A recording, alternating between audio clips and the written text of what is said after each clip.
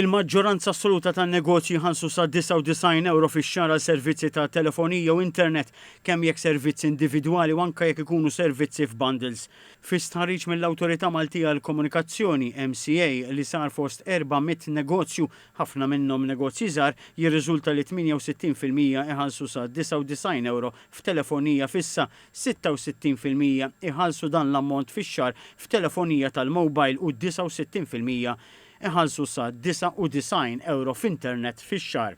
Ftit iktar minn nofs jew 53% jħallsu dan l-ammont f'bundles, jiġifieri s-servizzi ta' telefonija, internet u mobile f'daqqa. Madwar kwart tan-negozji jħallsu bejn 100 u 500 € fix-xahar għal dawn is-servizzi, filwaqt il-persentaġġi jonqsu sew għal dawk li jħallsu aktar minn hekk. L-istess ħarriġ juri li l-maġġoranza assoluta tan-negozji huma kuntenti bis-servizz offrut bis-sodisfazzjoni varja xi ftit. Minn 81% li esprimu sodisfazzjon għas-servizzi offruti fil-forma ta' bundle, 80% sodisfazzjon għas-servizz tal-internet, 73% għas-servizz tal-mobile u 74% għat-telefonija fissa. L-unika kategorija fejn l-element ta' sodisfazzjon jinżel għal 60% huwa f'servizzi oħra ta' data.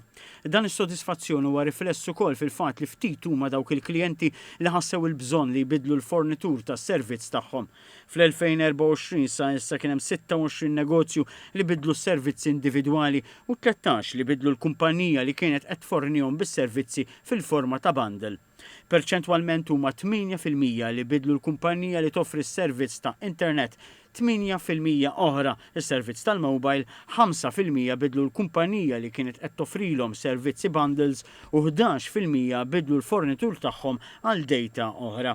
F'termini ta' użu kien hemm żieda ta' 4% ta' dawk li jużaw internet fuq il-mobile, filwaqt li 81% jużaw il-mobile biex jaqraw l-emails.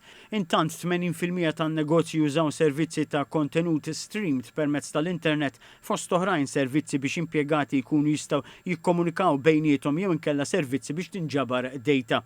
Fil-fatt 93% ta' dawk li ħadu sehem f'dan l-istħarriġ jużaw din is-sistema biex jikkomunikaw, 46% jużaw komunikazzjoni permezz ta' audio u 17% tan-negozji jużaw din it-tip ta' teknoloġija għal servizzi televiżivi jew audio viżivi.